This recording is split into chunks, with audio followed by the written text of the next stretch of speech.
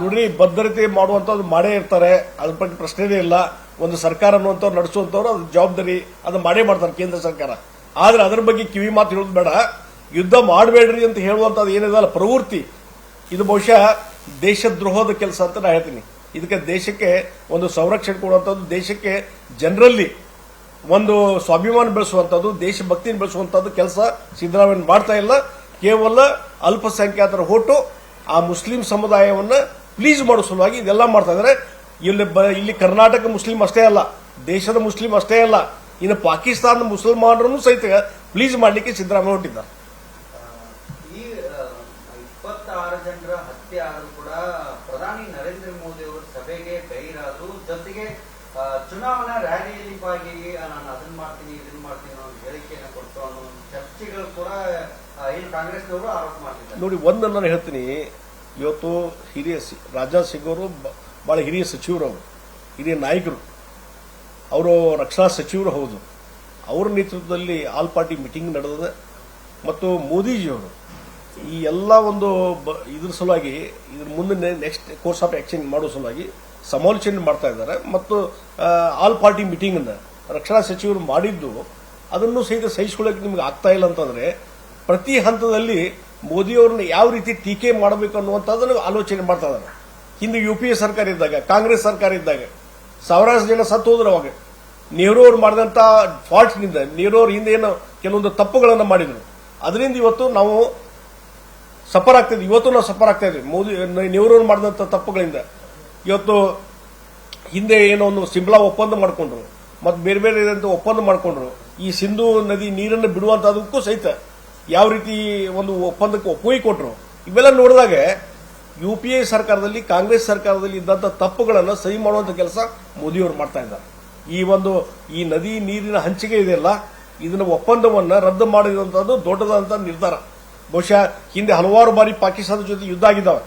ಯಾವ ಸಂದರ್ಭದಲ್ಲಿ ಸಹಿತ ಈ ರೀತಿ ನದಿ ನೀರಿನ ಹಂಚಿಕೆ ಬಗ್ಗೆ ಒಪ್ಪಂದದ ರದ್ದು ಮಾಡುವಂತ ಕೆಲಸ ಯಾವ ಸರ್ಕಾರ ಮಾಡಿದ್ದಿಲ್ಲ. ಫಸ್ಟ್ ಟೈಮ್ ಇವತ್ತು ಮೋದಿಯವರ ಸರ್ಕಾರ ಇದು ಮಾಡಿದೆ. ಇದನ್ನ ಅಪ್ರಿಶಿಯೇಟ್ ಮಾಡಬೇಕಾಗ್ತದೆ. ಇದರಿಂದ ಈಗಾಗಲೇ ಪಾಕಿಸ್ತಾನ ವಿಲ ಒದ್ದಾಡಲಿಕ್ಕೆ ಚಾಲು ಮಾಡಿದೆ.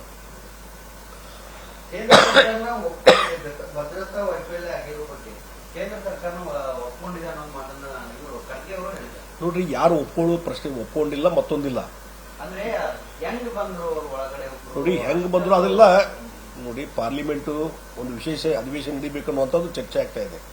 ಅದೆಲ್ಲವನ್ನೂ ಸಹಿತ ಕೇಂದ್ರ ಸರ್ಕಾರ ಯಾವ ಸಂದರ್ಭದಲ್ಲಿ ಇದಕ್ಕೆ ಉತ್ತರ ಕೊಡಬೇಕು ಅದು ಉತ್ತರ ಕೊಟ್ಟೇ ಕೊಡ್ತಾರ. ಬಹುಶಃ ಇಷ್ಟು ವರ್ಷದಲ್ಲಿ ಹಿಂದೆ UP ಸರ್ಕಾರ, ಕಾಂಗ್ರೆಸ್ ಸರ್ಕಾರ ಇದ್ದಾಗ ನಾವು ನೋಡಿದ್ವಿ, ಜಮ್ಮು ಕಾಶ್ಮೀರ ಶಾಂತಿಯಿಂದ ಇರಲಿಲ್ಲ. ಆರ್ಟಿಕಲ್ 370 ರದ್ದು ಮಾಡಿದ ಮೇಲೆ ಅಲ್ಲಿ ರಕ್ತಪಾತ ಆಗ್ತದೆ ಅನ್ನುವಂಥದ್ದು ಒಂದು ಸಾವಿರಾರು ಸಂಖ್ಯೆಯಲ್ಲಿ ಜನ ಸತ್ತು ಹೋಗ್ತಾರೆ ಅಂತ ಹೇಳಿದ್ರು. ಏನೂ ಆಗಲಿಲ್ಲ. ಇಲ್ಲಿವರೆಗೆ ಕಳೆದ 5-6 ವರ್ಷದಿಂದ ಒಂದು ಶಾಂತಿ ನೆಲೆಸಿದೆ. ಲಕ್ಷಾಂತರ ಜನ ಟೂರಿಸ್ಟ್ ಅಲ್ಲಿ ಹೋಗಿ ಬರೋದು ಮಾಡ್ತಾ ಇದ್ದಾರೆ. ಹೀಗಾಗಿ ಇವತ್ತು ಈ ಆಕಸ್ಮಿಕವಾಗಿ ಬಹಳ ದುರ್ದೈವದಿಂದ ನಡೆದಂತ ಘಟನೆ ಇವತ್ತು ಭದ್ರತಾ ವೈಫಲ್ಯ ಅನ್ನುವಂಥದ್ದು ಬೆಳಗಿಂದ ಸಾಯಂಕಾಲ ಕೇಳುವ ಮುಖಾಂತರ ಇವತ್ತು ಕೇಂದ್ರ ಸರ್ಕಾರ ವೀಕ್ ಮಾಡುವಂತ ಕೆಲಸ ಇವತ್ತು ಖರ್ಗೆ ಅವರಾಗಲಿ ಕಾಂಗ್ರೆಸ್ ಪಾರ್ಟಿ ಮಾಡ್ತಾ ಇದ್ದಾರೆ. ರಾಹುಲ್ ಗಾಂಧಿ ಹೋಗಿ ಅಮೆರಿಕಕ್ಕೆ ಹೋಗಿ ಅಲ್ಲಿ ಭಾಷಣ ಮಾಡ್ತಾರೆ, ಇಲೆಕ್ಷನ್ ಸರಿಯಾಗಿ ನಡೆದಿಲ್ಲ ಅಂತೇಳಿ. ಅಂದ್ರೆ ಏನು ಇಮ್ಮೆಚ್ಯೂರ್ಡ್ ಆಗಿ ನಡ್ಕೊತಾರೆ ಕಾಂಗ್ರೆಸ್ ಅವರು. ದೇಶದ ಬಗ್ಗೆ ಮತ್ತೊಂದು ಏನು ಕಳೆ ತಾವು ಇದ್ದಾಗ ಏನೂ ಮಾಡಲಿಲ್ಲ. ತಾವು ಇದ್ದಾಗ ಇದನ್ನೆಲ್ಲ ಸರಿ ಮಾಡಬಹುದಾಗಿತ್ತಲ್ಲ, ಮಾಡಲಿಲ್ಲ. ಅವಾಗ ಒಂದು ದಿವಸ ಶಾಂತಿ ಇರಲಿಲ್ಲ ಜಮ್ಮು ಕಾಶ್ಮೀರದಲ್ಲಿ. ಇವತ್ತು ಮೋದಿಯವರು ಬಂದ ಮೇಲೆ ಅಮಿತ್ ಶಾ ಅವರ ನೇತೃತ್ವದಲ್ಲಿ ಒಂದು ಶಾಂತಿ ನಿಲ್ಲಿಸುವಂತ ಕೆಲಸ ಆಗಿದೆ. ಹೀಗಾಗಿ ಇವತ್ತೇನು ಘಟನೆ ಆಗಿದೆ, ದುರ್ದೈವದ ಘಟನೆ, 28 ಜನ ಸತ್ತಿದಾರಲ್ಲ, ಅದಕ್ಕೆ ಸರಿಯಾದಂತ ಉತ್ತರ ಕೊಡುವಂತ ಕೆಲಸ ಮೋದಿಯವರು ಮಾಡೇ ಮಾಡ್ತಾರೆ. ಸಿಂಧು ನದಿ ಒಪ್ಪಂದವನ್ನ ಏನು ರದ್ದು ಮಾಡಿದ್ರೆ ರಕ್ತಪಾತವನ್ನೇ ಹಚ್ಚಿದೆ ಅನ್ನೋ ನಿಟ್ಟಿನಲ್ಲಿ ಬಿಲಾವಲ್ ಭುಟ್ಟೋ ಅವರು ನೋಡಿ, ಅದಕ್ಕೆ ಸಿದ್ದರಾಮಯ್ಯ ಬಹುಶಃ ಅಲ್ಲಿಂದ ತಿಳ್ಕೊಳ್ಳಿ, ಅವರು ರಕ್ತಪಾತ ಮಾಡ್ತೀವಿ ಅಂತ ಹೇಳಿ ಹೇಳುವಂತ ಸಂದರ್ಭದಲ್ಲಿ ಯುದ್ಧ ಮಾಡಬೇಡ್ರಿ ಅಂತ ಬುದ್ಧಿ ಹೇಳ್ತಾರಲ್ಲ ನಮ್ಮ ಸಿದ್ದರಾಮಯ್ಯನವ್ರಿಗೆ. ಅದಕ್ಕೆ ಸರಿಯಾದಂತ ಉತ್ತರ ಕೊಡಬೇಕು. ನಾವು ಉತ್ತರ ಕೊಟ್ಟಾಗ ಆ ರಕ್ತಪಾತನೂ ಇರುವುದಿಲ್ಲ, ಏನೂ ಇರುವುದಿಲ್ಲ.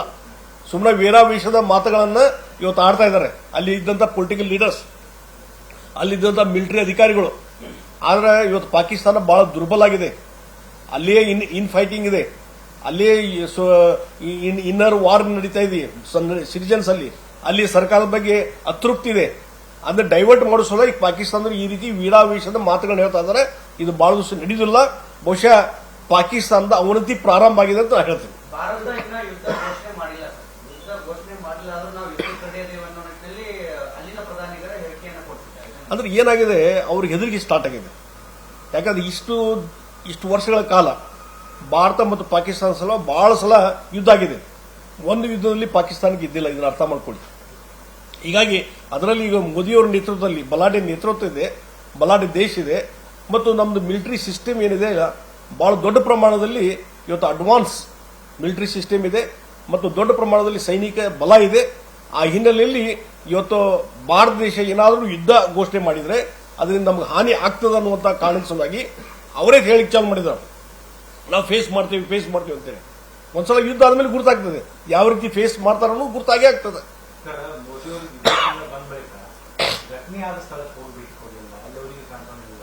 ಅದ್ರ ಬದಲಾಗಿ ಬಿಹಾರ ಚುನಾವಣಾ ರ್ಯಾಲಿಯಲ್ಲಿ ಭಾಷಣ ಮಾಡ್ತಾರೆ. ನೋಡಿ, ರ್ಯಾಲಿ ಅಲ್ಲ, ಮೊದಲೇ ನಿಗದಿಯಾದಂಥ ಕಾರ್ಯಕ್ರಮ ಮತ್ತು ಇಮಿಡಿಯೇಟ್ಲಿ ಪ್ರವಾಸವನ್ನು ಮೊಟಕುಗೊಳಿಸಿ ಬಂದರು ಮೋದಿಯವರು. ಮತ್ತು in the mean time Amit Shah ಅವರು ಗೃಹ ಸಚಿವರು ಅವ್ರ ಜೊತೆ ಸಮಾಲೋಚನೆಯಲ್ಲಿದ್ದರು. ಆ ಸಮಾಲೋಚನೆ ಮಾಡಿಕೊಂಡು ಮುಂದೆ ಏನು ಆಕ್ಷನ್ ಮಾಡ್ಬೇಕಂತ ಹೇಳಿ ಇವತ್ತು ಎಲ್ಲರೂ ನಾನೇ ಮಾಡ್ಬೇಕಂತ ಲೀಡರ್ ಇದ್ದವನು ತಾನೇ ಮಾಡ್ಬೇಕಂತಲ್ಲ, ಬೇರೆಯವ್ರ ಮುಖಾಂತರ ಏನೇನು ಆಕ್ಟಿವಿಟೀಸ್ ಮಾಡ್ಬೇಕು ಎಲ್ಲ ಮಾಡಿಸಿದ್ರು. Immediately within 2-3 hours Amit Shah ಅಲ್ಲೇ ಹೋದ್ರು, ಜಮ್ಮು ಕಾಶ್ಮೀರಕ್ಕೆ ಹೋಗಿ ಮೀಟಿಂಗ್ ತಗೊಂಡ್ರು ಮತ್ತು ಅಲ್ಲಿ ಸ್ಪಾಟ್ಗೆ ಹೋಗಿ ಬಂದರು. ಹೀಗಾಗಿ ಇವತ್ತು ಮೋದಿಯವರು ಯಾರ್ಯಾರ ಕಡೆಯಿಂದ ಏನು ಕೆಲಸ ಮಾಡಿಸ್ಬೇಕು ಅದೆಲ್ಲ ಮಾಡಿಸ್ತಾ ಇದ್ದಾರೆ, ಮಾನಿಟರ್ ಮಾಡ್ತಾ ಇದ್ದಾರೆ. ಮತ್ತು ಮೊದಲ ನಿಗದಿತ ಪ್ರೋಗ್ರಾಮ್ನಲ್ಲಿ ಭಾಗವಹಿಸಿದ ಬಿಟ್ಟರೆ ಮೋದಿಯವರು ಬೆಳಗಿನಿಂದ ಸಾಯಂಕಾಲ ಇದ್ರ ಬಗ್ಗೆನೇ ವಿಚಾರ ಮಾಡ್ಲಿಕ್ಕೆ ಚಾಲು ಮಾಡಿದ್ದಾರೆ.